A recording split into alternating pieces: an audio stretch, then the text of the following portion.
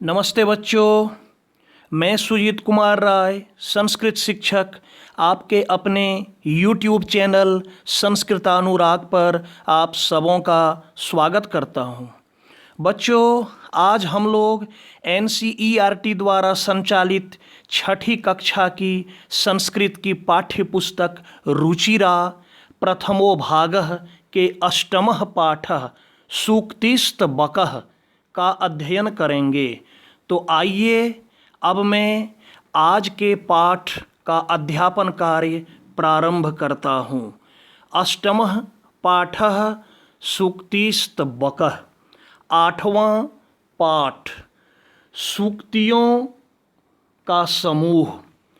बच्चों, सूक्ति कहते हैं अच्छी बातों को। सूक्ति का जब आप संधि विच्छेद करेंगे तो होगा सु जोड़ उक्ति। सु मतलब अच्छा या अच्छी, और उक्ति मतलब कथन।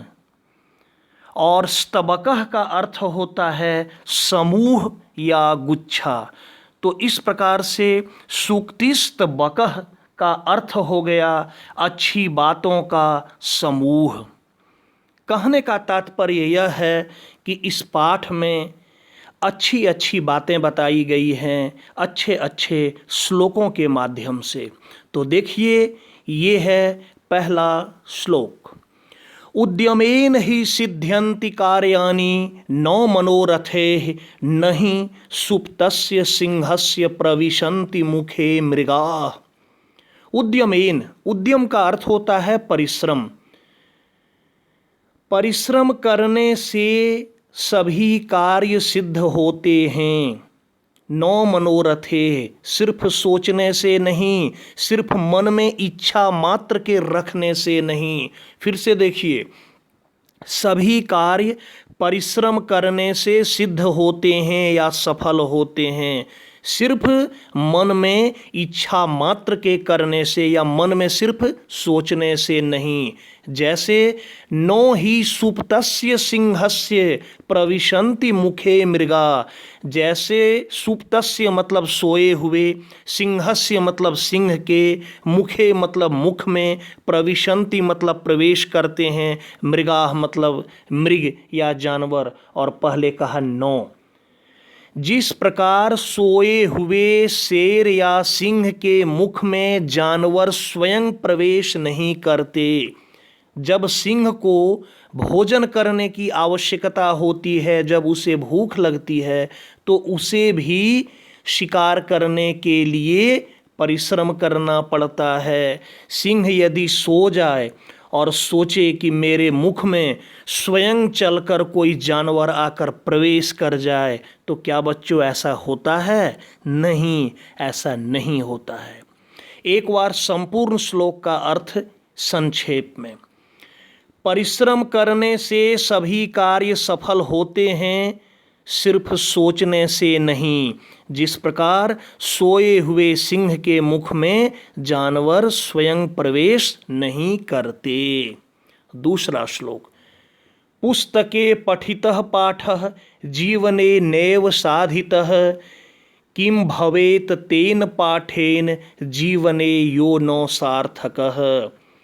पुस्तके पठितः पाठः, पुस्तक में पढ़े हुए पाठ को, पुस्तक में जो पाठ आप पढ़े, तो पुस्तक में पढ़ी हुई बातों को यदि आप अपने जीवन में नहीं उतारते, जीवन में नहीं अपनाते, तो किम भवेत तेन पाठेन, उस पाठ से क्या फायदा, उस पाठ से क्या होगा?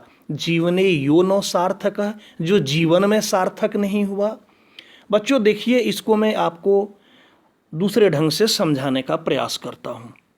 जैसे देखिए, पुस्तक में मान लीजिए लिखा है कि झूठ नहीं बोलना चाहिए, चोरी नहीं करना चाहिए, बेईमानी नहीं करना चाहिए। आप इसको पढ़ लिए, लेकिन आप इसको अपने जीवन में नहीं उतारते हैं। पढ़ लिए कि चोरी नहीं करनी चाहिए, लेकिन चोरी करेंगे। झूठ नहीं बोलना चाहिए, लेकिन झूठ बोलेंगे। दूसरों के साथ धोखा नहीं करना चाहिए, पढ़े हैं, जान रहे हैं, लेकिन उसको आप कर रहे हैं। फायदा क्या हुआ? इसलिए कहा पुस्तक में पढ़ी हुई बातों को, पुस्तक में पढ़े हुए पाठ को यदि आपने अपने जीवन में साधित नहीं किया, जीवन में उसको नहीं अपनाया, तो उस पाठ को पढ़ने से क्या फायदा जो आपके जीवन में सार्थक ही न हो।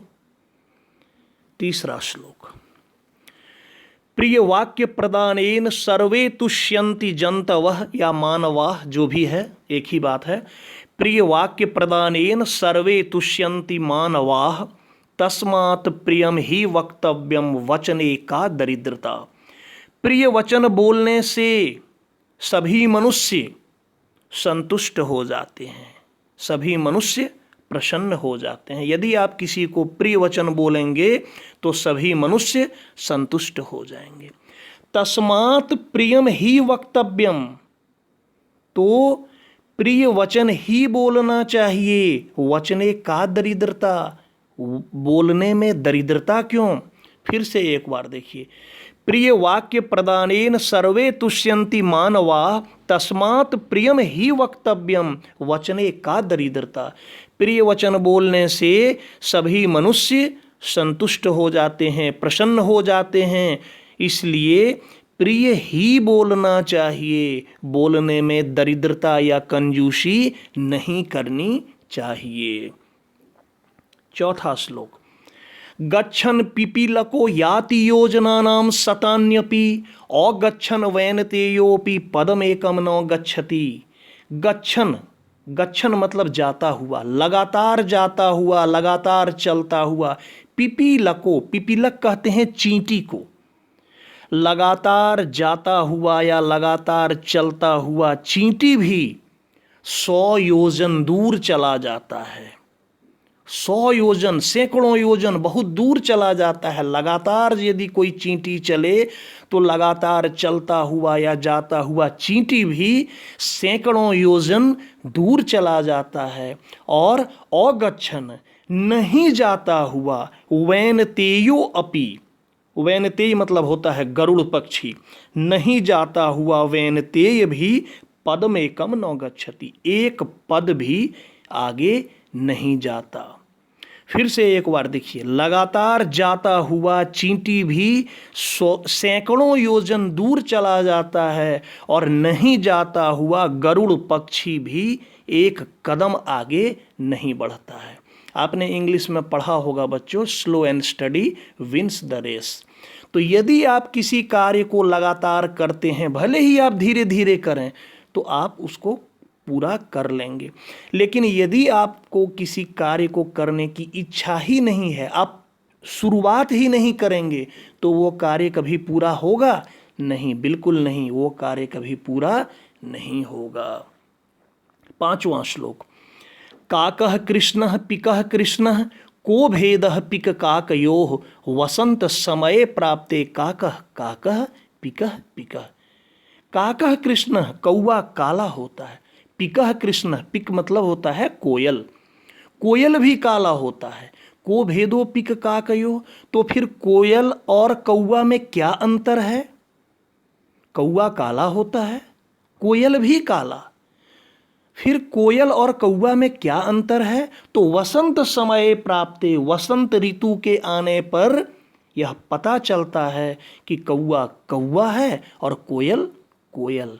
क्यों पता चलता है, कैसे पता चलता है? तो वसंत ऋतु में कोयल की जब मधुर आवाज़ सुनाई पड़ती है तो पहचान हो जाती है कि यह कोयल है, और जब कौवे की कर्कश आवाज़ सुनाई पड़ती है, काँव काँव की आवाज़, तो पता चल जाता है कि यह कौवा है। फिर से एक बार देखिए, कौवा काला होता है, कोयल भी काला होता है, फिर दोनों में, कौवा और कोयल में क्या अंतर है? तो वसंत ऋतु के आने पर पता चलता है कि कौवा कौवा है और कोयल कोयल। बच्चों, ये था आज का पाठ, शब्दार्थ दिया हुआ है, इसे आप ध्यान से देख लेंगे। अभ्यास कार्य करा देता हूँ, देखता हूँ क्या क्या है। तो सर्वान श्लोकान सस्वरम गायत, सभी श्लोकों को सुर में आपको गाने का अभ्यास करना है। अब देखिए, श्लोक को मिलाना है, मैचिंग करना है। तस्मात् प्रियम ही वक्तव्यम, इसका हो जाएगा वचने का दरिद्रता। दूसरा, गच्छन पिपीलको याति योजना नाम शतान्यपि। प्रिय वाक्य प्रदानेन सर्वे तुष्यन्ति जन्तवः। किम भवेत तेन पठनेन तेन पाठेन, किम भवेत तेन पाठेन जीवने योनो सार्थकः। और काकः कृष्णः पिकः कृष्णः को भेदः पिक काकयोः। आगे बढ़ते हैं। सर्वे जंतवः केन तुष्यन्ति, इसमें लिखिएगा सर्वे जंतवः प्रिय वचनेन या प्रिय वाक्य प्रदानेन तुष्यन्ति। पिक काकयोः भेदः कदा भवति, तब पिक काकयोः भेदः वसंत ऋतोः या वसंत समये भवति। कः गच्छन योजनानां शतान्यपि याति, इसका लिखिएगा पिपीलकः गच्छन योजनानां शतान्यपि याति। अस्माभिः किम वक्तव्यम, अस्माभिः मधुर वचनम वक्तव्यम। श्लोक में था या प्रिय वचनम, जो भी लिखिएगा प्रिय वचनम वक्तव्यम। चौथे प्रश्न में देखिए, आम या नो लिखना है, हाँ या नो। काकः कृष्ण नो भवति, कौवा काला नहीं होता है, ये गलत है, इसलिए नो हो जाएगा। अस्माभिः प्रियम वक्तव्यम, देखिए उसमें भी प्रश्न था अस्माभिः किम वक्तव्यम, यहाँ उत्तर उसका भी मिल गया, अस्माभिः प्रियम वक्तव्यम। तो अस्माभिः प्रियम वक्तव्यम ये सही है, इसलिए आम हो जाएगा। वसंत समये पिक काकयोः भेदः भवति, बिल्कुल सही है।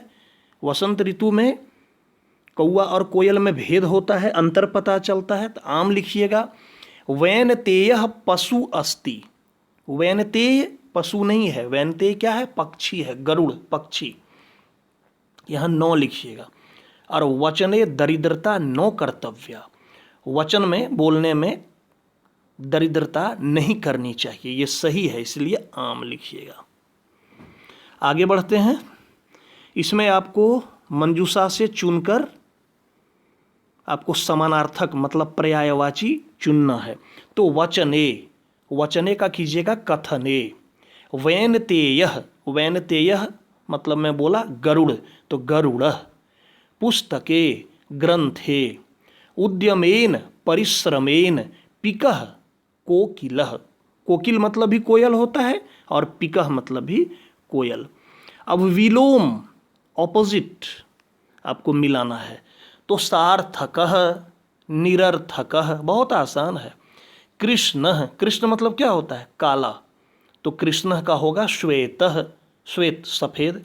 अनुक्तम, अनुक्तम का होगा उक्तम, अनुक्तम मतलब जो न कहा गया, और उक्तम मतलब कहा गया।